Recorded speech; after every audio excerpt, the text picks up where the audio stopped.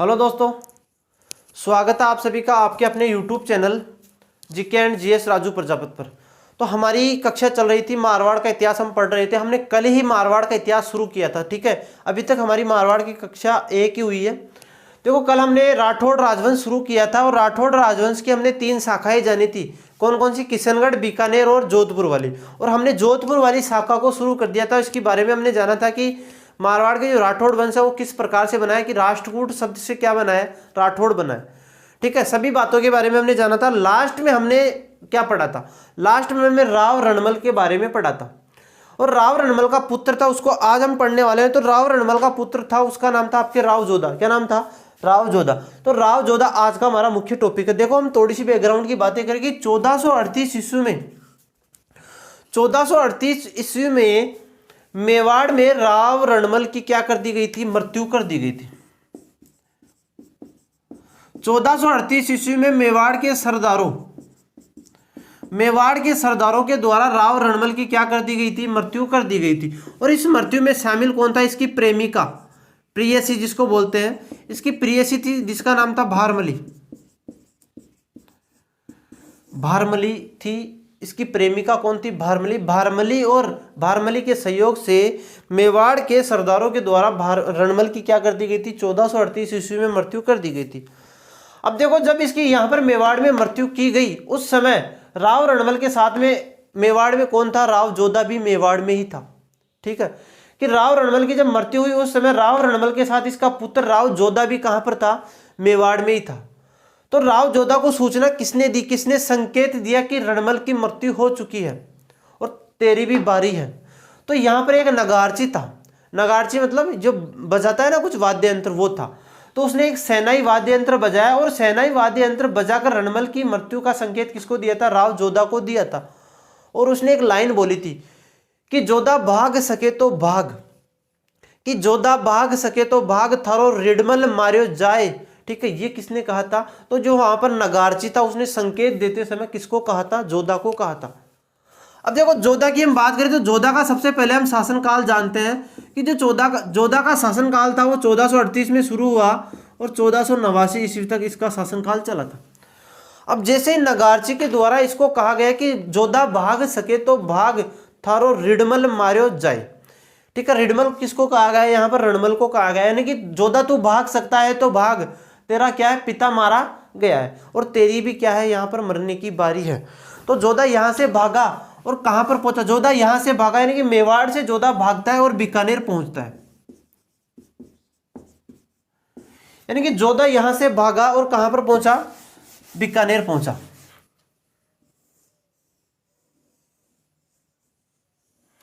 देखो, जोधा मेवाड़ से भागा और कहां पर पहुंचा? आपके बीकानेर पहुंचा। जोधा मेवाड़ से भागा और बीकानेर पहुंचा। बीकानेर में भी एक जगह है जिसका नाम है कुहनी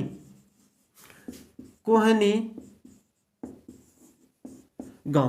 कुहनी गांव में जोधा क्या लेता है? शरण लेता है। तो थोड़ी सी ये सबसे शुरुआत की बात है कि जब रणमल की मृत्यु मेवाड़ में हुई उस समय जोधा यहां से मेवाड़ से भागता है और कहां पर पहुंच गया? आपके बीकानेर। और बीकानेर में भी एक गांव है जिसका नाम है कुहनी। कुहनी नामक गांव में कौन पहुंच जाता है? जोधा पहुंच जाता है। जोधा ने कुछ समय वहां पर व्यतीत किया। उसके बाद में जोधा कहां पर आ गया? जोधा ने 1453 ईस्वी में क्या कर लिया? मंडोर पर अधिकार कर लिया।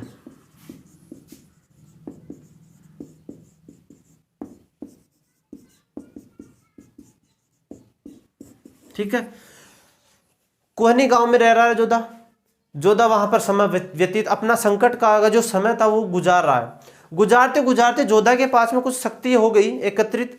उस शक्ति का प्रयोग कर जोधा ने 1453 ईस्वी में मंडोर पर आक्रमण किया और मंडोर पर अधिकार कौन कर लेता है?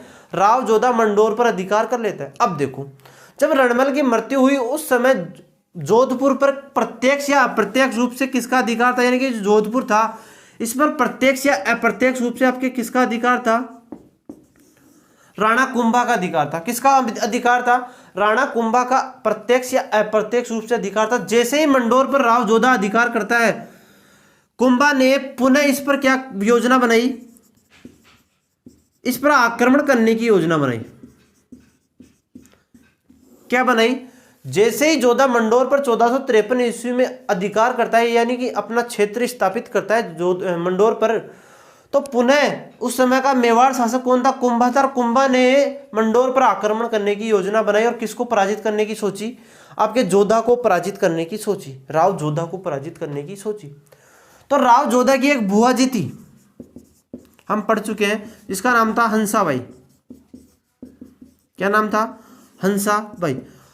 हंसाबाई ने यहां पर मध्यस्थता की और राव जोधा और राणा कुंभा के मध्य एक संधि करवाई गई कि ये क्या है, इसका भतीजा था, तो भतीजा का पक्ष लेते हुए हंसाबाई ने किसको कहा? कुंभा को कहा कि ठीक है, इसने जो गलती कर दी वो कर दी, उसको तू माफ कर दे और तुम दोनों क्या कर लो? संधि कर लो, और तुम दोनों मेवाड़ और मारवाड़ की सीमा का क्या कर लो? निर्धारण कर लो। तो मध्यस्थता किसने की है? हंसाबाई ने मध्यस्थता की। इन दोनों के मध्य एक संधि होती है, उसका नाम था आवल बावल की संधि। आवल बावल की संधि। और यह आवल बावल की संधि कब हुई थी? 1453 ईस्वी में आवल बावल की संधि हुई थी। थोड़ा सा ध्यान रखना। इसकी मध्यस्थता किसने की थी? तो आवल बावल की संधि की मध्यस्थता आपके हंसाबाई ने की थी। और किस किस के मध्य हुई है, ये भी बात इंपॉर्टेंट है। तो एक तरफ है राणा कुंभा, एक तरफ है राणा कुंभा और एक तरफ था राव जोधा। क्या था? राव जोधा। अब देखो इसका मुख्य केंद्र क्या था, थोड़ा सा यही जान लेना कि आवल बावल की संधि का जो मुख्य केंद्र था वो था आपके सोजत पाली। आवल बावल की संधि का जो मुख्य केंद्र बनाया गया था वो सोजत पाली को बनाया गया। और यहां पर एक शर्त तय की गई, यहां पर एक शर्त रखी गई कि जहां पर सर्वाधिक आम के पेड़ होंगे, कि जिस क्षेत्र में सर्वाधिक आम के पेड़ होंगे वह क्षेत्र किसके अधीन आएगा? राणा कुंभा के अधीन आएगा। यानी कि मेवाड़ की सीमा में जहां पर सर्वाधिक आम के पेड़ होंगे वो किसकी सीमा में आएगा? मेवाड़ की सीमा में आएगा। और जहां पर सर्वाधिक खेजड़ी के पेड़ होंगे, किसके? जहां पर सर्वाधिक खेजड़ी के पेड़ होंगे वो किसकी सीमा में आएगा? वो मारवाड़ की सीमा में आएगा। और इस संधि के अनुसार इन दोनों ने क्या कर ली? सीमा का निर्धारण। ठीक है, इस प्रकार से राव जोधा और कुंभा के बीच में जो है संघर्ष का समाप्ति हो गई थी। ठीक है, तो ये थी आवल बावल की संधि। थोड़ा समझ में आएगा? आवल बावल की संधि को एक बार आपसे ध्यान से देख लेना। ठीक है, आगे हम चलते हैं। देखो आगे हम चलते हैं, आगे हम बात करते हैं इनकी।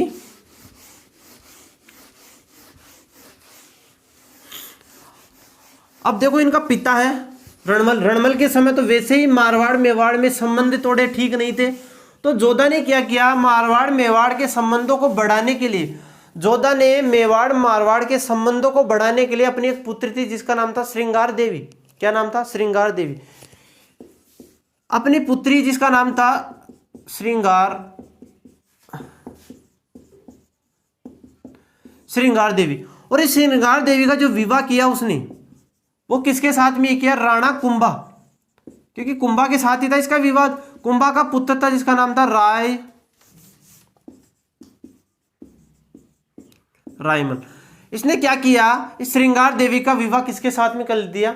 रायमल के साथ। यानी कि राव जोधा की एक पुत्री थी जिसका नाम था श्रृंगार देवी, और श्रृंगार देवी का विवाह उसने कुंभा के पुत्र रायमल के साथ में कर दिया। अब देखो, हमने जाना था कि मारवाड़ में वास्तविक रूप से सामंत प्रथा की शुरुआत किसने की थी? वास्तव में कि वास्तविक रूप से मेवाड़ में, जो किताबी भाषा में लिखते हैं हम कि वास्तविक रूप से मारवाड़ में सामंत प्रथा की शुरुआत किसने की थी? तो सामंत की वास्तविक रूप से मारवाड़ में सामंत प्रथा की शुरुआत किसने की थी? आपके राव जोधा ने की थी। इसको कौन बोलता है? तो इसको बोलता है इतिहासकार डॉक्टर ओझा। ठीक है, और इसने राजधानी किसको बना लिया? तो राव जोधा ने अपनी राजधानी किसको बनाई? इसने मंडोर को इसने क्या बना दी? ठीक है, तो ये थी आपकी। इसके बाद देखो 1459 ईस्वी की एक और बात करते हैं हम। आवल बावल की संधि होगी 1453 में। इसके बाद में देखो एक बहुत महत्वपूर्ण कार्य किया जोधा ने अपने नाम के आधार पर ही 1459 ईस्वी में। इसके बाद में हम चले कि 1559 ईस्वी में भी एक काम होगा, वो भी हम बात करते हैं। देखो जोधा ने 1459 ईस्वी में जोधपुर शहर बसाया था।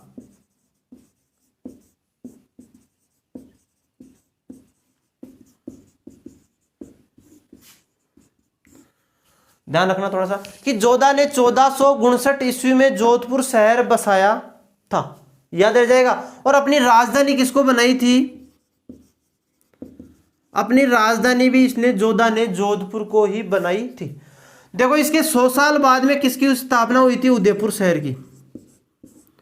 ठीक है, वैसे हम पढ़ चुके हैं कि कुंवर अमर सिंह का जो जन्म हुआ था उस खुशी में इस शहर की स्थापना हुई थी 1559 ईस्वी में। ठीक है, तो ध्यान रखना यदि तुम्हारे को जोधपुर की स्थापना याद रहती तो आप उदयपुर वाली निकाल सकते हो, और इसकी याद रहती तो इसकी वाली निकाल सकते हो। इन दोनों में कितने वर्ष का अंतर है? तो इन दोनों में 100 वर्ष का अंतर है। यानी कि 1459 ईस्वी में जोधा के द्वारा जोधपुर शहर की स्थापना की गई, और यहीं पर 1459 ईस्वी में एक पहाड़ी थी जिसका नाम था चिड़िया टूक। क्या नाम था? चिड़िया टूक पहाड़ी। चिड़िया टूक पहाड़ी पर इन्होंने जोधपुर दुर्ग की क्या रख दी? नींव रख दी। इसको ही बोलते हैं मेहरानगढ़। जोधपुर दुर्ग की क्या रख दी? नींव रख दी। जोधपुर दुर्ग की नींव रखी, और नींव किसने रखी थी? तो करणी माता के हाथों से रखी गई थी। चिड़िया टूक पहाड़ी पर करणी माता के हाथों से जोधपुर दुर्ग की नींव रखी गई थी। और जब जोधपुर दुर्ग बनाया गया तो यहां पर एक व्यक्ति था जिसका नाम था राजा राम भामी। राजा राम भामी की यहां पर क्या दी गई थी? जिंदा बलि दी गई थी। जोधपुर दुर्ग में जिंदा किसकी बलि दी गई थी? तो जोधपुर दुर्ग में जब जोधा के द्वारा 1459 ईस्वी में जोधपुर शहर बसवाया गया, उसके बाद में चिड़िया टूक पहाड़ी पर जोधा के द्वारा 1459 ईस्वी में ही जोधपुर दुर्ग की नींव करणी माता के हाथों से रखवाई थी। ठीक है, जोधपुर दुर्ग को क्या बोलते हैं? मेहरानगढ़ दुर्ग भी बोलते हैं। ठीक है, इसके बाद में जोधपुर दुर्ग में एक व्यक्ति था जिसका नाम था राजा राम भामी। क्या नाम था? राजा राम भामी। और राजा राम भामी की जोधपुर दुर्ग में जिंदा क्या दी गई थी? बलि दी गई थी। ठीक है, थोड़ा सा ये आपको ध्यान रखना है। इसके बाद में देखो आगे की हम बात करते हैं, तो इनकी मृत्यु की हम बात करेंगे। तो इनकी मृत्यु हो जाएगी आपके 1489 ईस्वी में। तो इनकी मृत्यु कब हुई थी? तो 1489 ईस्वी में इनकी क्या हो गई थी? मृत्यु हो गई थी। देखो आगे हम बात करते हैं, इनसे जुड़ी हुई कुछ और बातें हैं। अब देखो जोधा ने जोधपुर शहर बसा दिया, एक बार आप इसको लिख लीजिएगा। अब देखो जोधा ने 1459 ईस्वी में जोधपुर शहर बसवा दिया, और साथ में इसने जोधपुर दुर्ग भी बनवा दिया। तो इसने क्या किया? नागणेची माता का जो मंदिर दुहड़ ने कहां पर बनवाया था? नगाना गांव बाड़मेर में नागणेची माता का मंदिर बनवाया था। अब बाड़मेर जोधपुर से थोड़ा दूर पड़ता है, तो इसने क्या किया? आने जाने की झंझट को खत्म किया, और नागणेची माता और चामुंडा माता का मंदिर जोधपुर दुर्ग में किसने बनवा दिया? तो जोधा ने जोधपुर दुर्ग में चामुंडा माता का मंदिर बनवा दिया, साथ में नागणेची माता का मंदिर भी कहां पर बनवा दिया? जोधपुर दुर्ग में जोधा ने बनवा दिया। देखो इसको हम लिखते हैं कि जोधा ने जोधपुर दुर्ग में एक तो चामुंडा माता का मंदिर बनवाया। चामुंडा माता का मंदिर बनाया, साथ में उसने नागणेची माता, जिसको क्या बोलते हैं? चक्रेश्वरी माता। इनकी क्या है? कुलदेवी। इनकी राठौड़ों की कुलदेवी क्या है? नागणेची माता या चक्रेश्वरी माता। इस माता को कर्नाटक से कौन लेकर आया था? तो दुहड़ लेकर आया था। कौन लेकर आया था? दुहड़ ने चक्रेश्वरी माता की मूर्ति को लाकर नगाना गांव बाड़मेर में लगाया, और नगाना गांव बाड़मेर में होने के कारण इनका नाम क्या पड़ा था? नागणेची माता।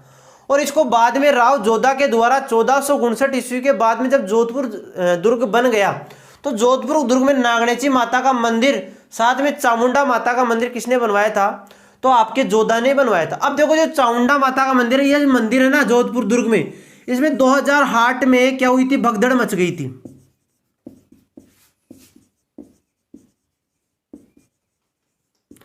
यानी कि 2008 में यहां पर भगदड़ मच गई थी, जिसकी जांच के लिए इसकी जांच के लिए जसनाथ चोपड़ा,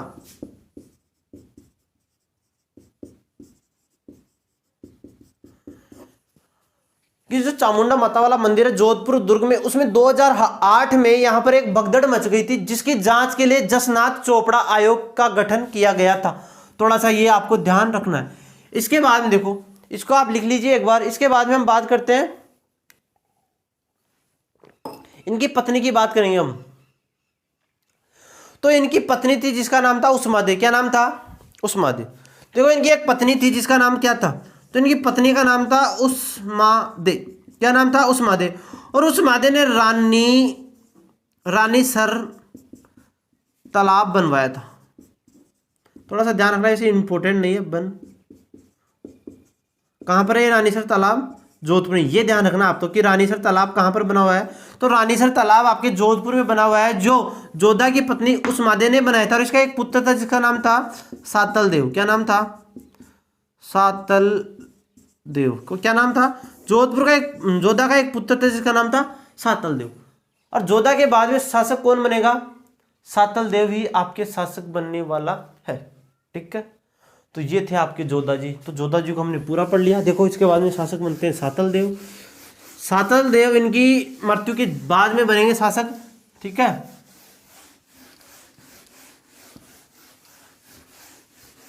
इनकी मृत्यु कब हुई है? तो इनकी मृत्यु हुई है 1489 में। कब हुई है? 1489 में इनकी मृत्यु हुई है। और इनकी मृत्यु के जस्ट बाद में सातल देव शासक बन गए और 1492 तक शासक रहे। कौन बने? राव सातल। राव सातल देव। देखो राव सातल देव ने अपने नाम के आधार पर 2 कार्य करवाए। क्या कार्य करवाए इन्होंने अपने नाम? इसके सबसे पहले हम पिता की बात करें कि इनका पिता कौन था। तो पिता तो हमने जान चुके हैं कि ये राव जोधा के पुत्र थे। ठीक है, तो इनके पिता की हम बात करें कि इनका पिता कौन था। तो इनका पिता था आपके राव जोधा। अब देखो सातल देव ने जैसलमेर में अपने ही नाम पर सातलमेर कस्बा बसाया था। सातलमेर कस्बा कहां पर बसाया? जैसलमेर में। कहां पर?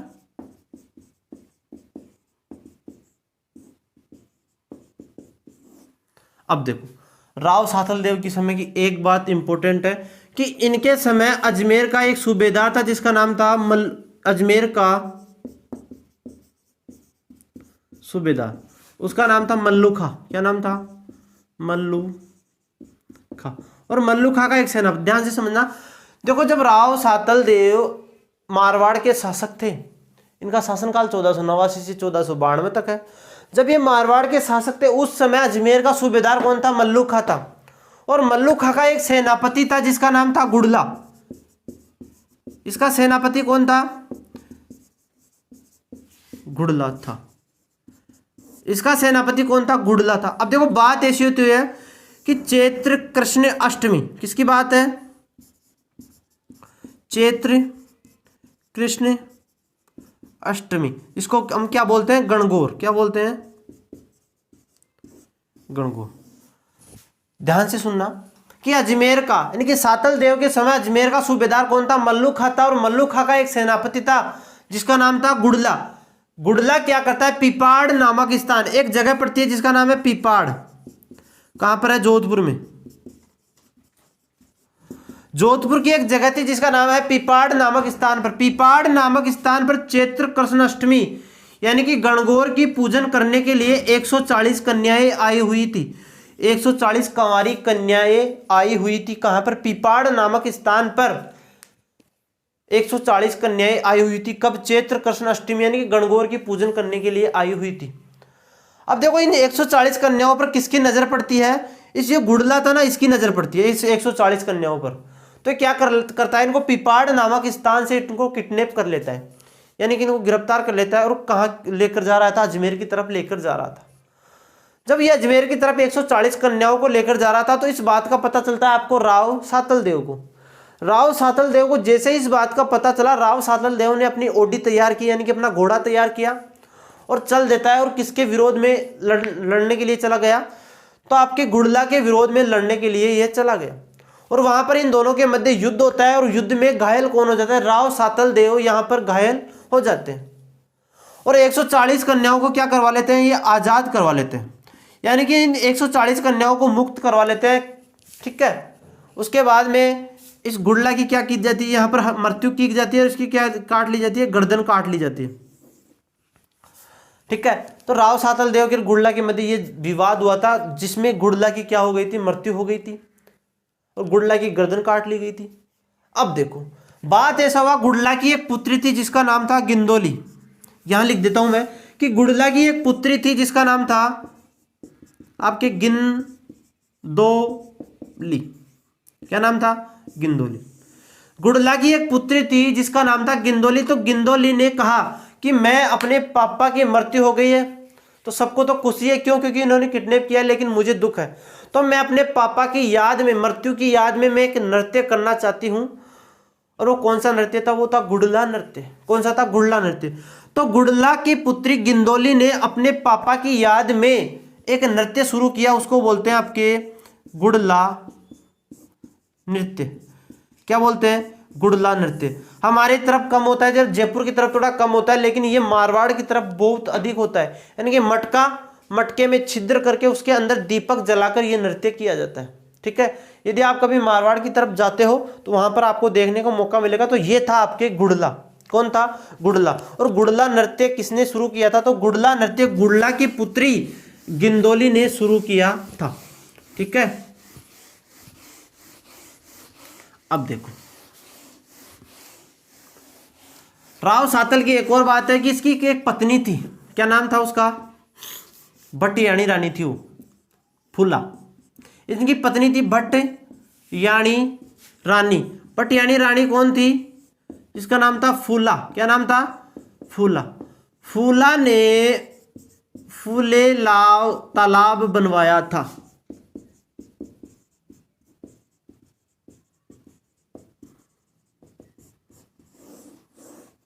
देखो आगे हम बात करते हैं कि राव सातल देव के बाद में शासक कौन बना।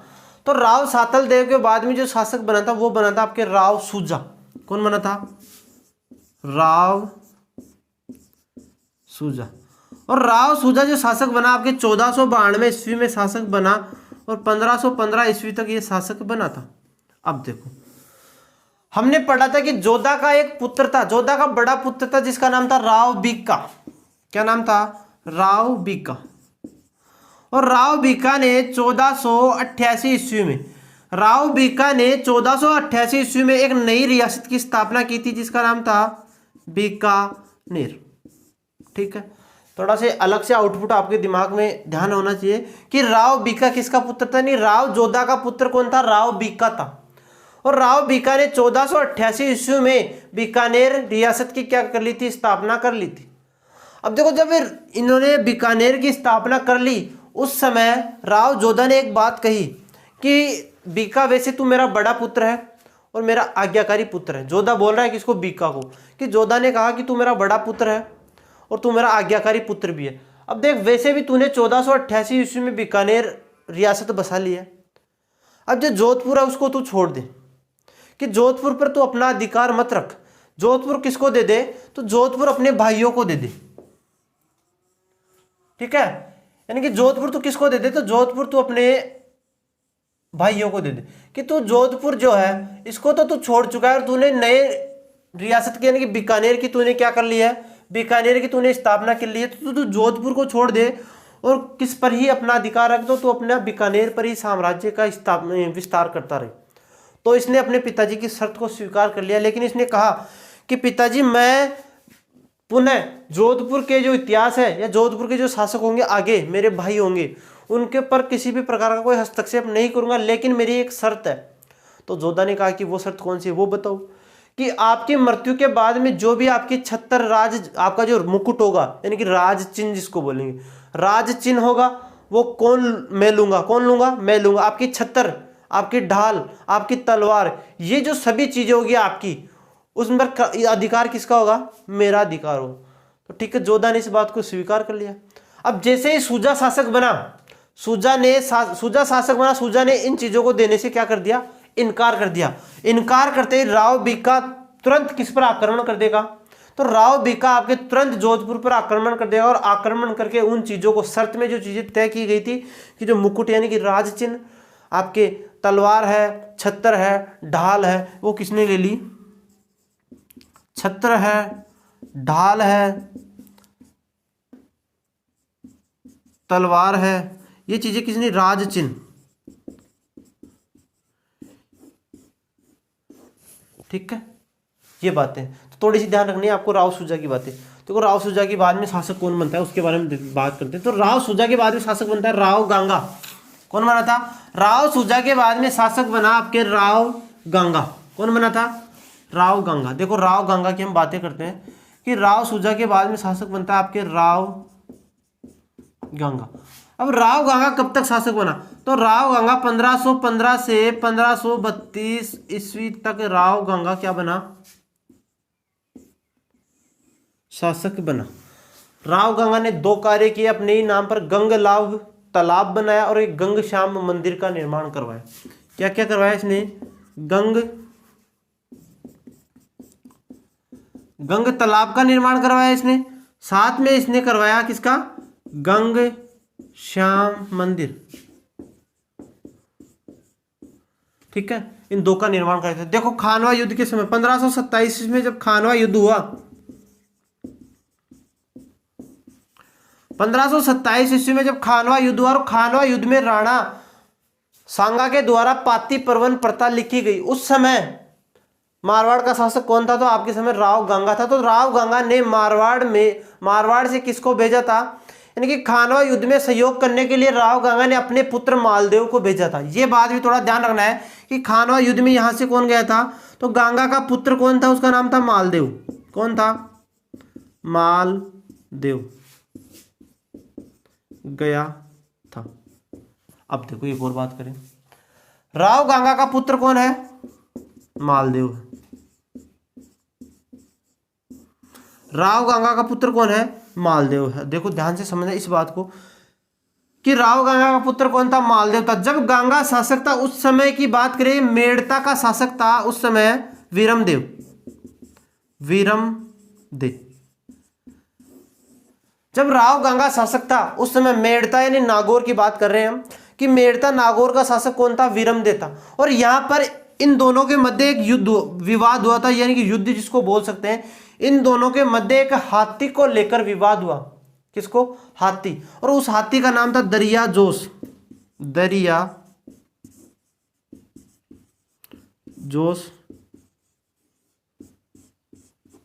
दरिया जोश हाथी को लेकर गंगा के पुत्र मालदेव और मेड़ता के उस समय शासक थे वीरमदेव, इन दोनों के मध्य युद्ध होता है।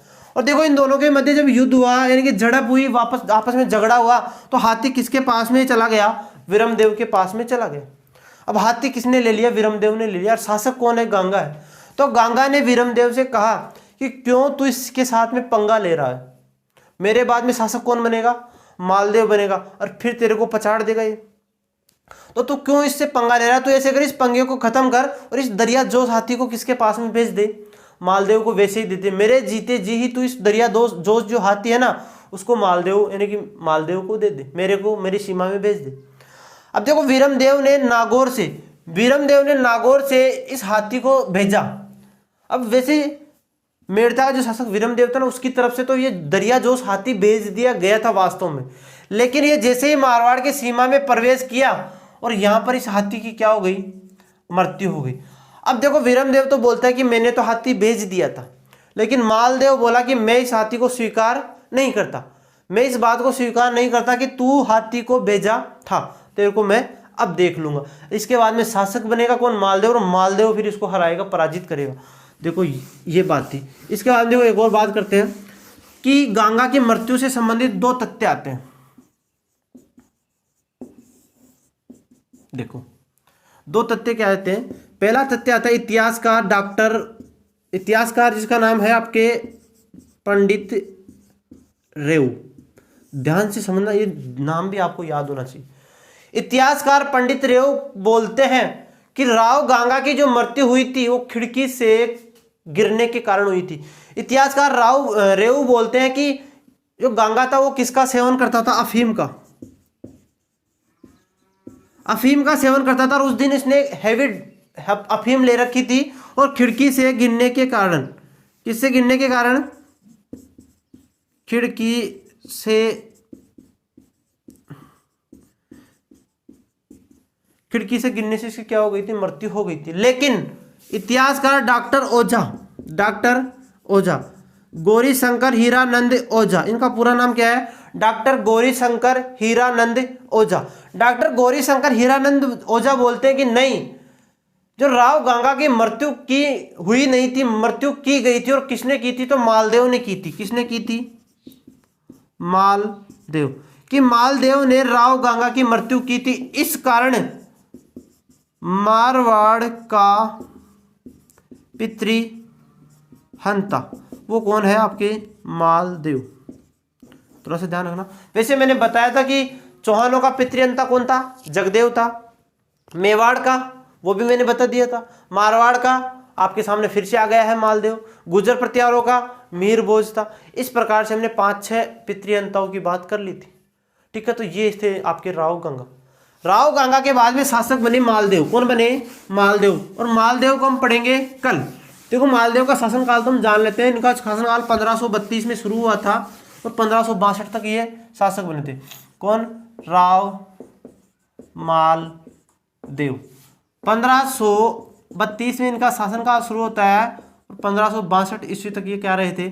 शासक रहे थे। यानी कि राव गंगा का पुत्र कौन था? तो राव गंगा का पुत्र था आपके राव मालदेव।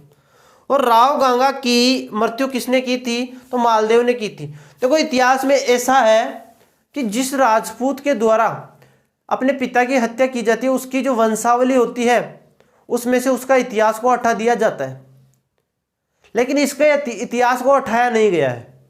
ठीक है, इसकी वंशावली को अभी तक हटाया नहीं गया है। इसका मतलब हो सकता है कि वो खिड़की से गिरने के कारण ही उसकी मृत्यु हुई होगी अफीम का सेवन करने से। ठीक है, तो हो सकता है इन्होंने इनके पिता की मृत्यु नहीं की हो, तभी इनका इतिहास आज पढ़ाया जा रहा है। ठीक है, तो मालदेव के बारे में हम कल अध्ययन करने वाले। Okay, thank you.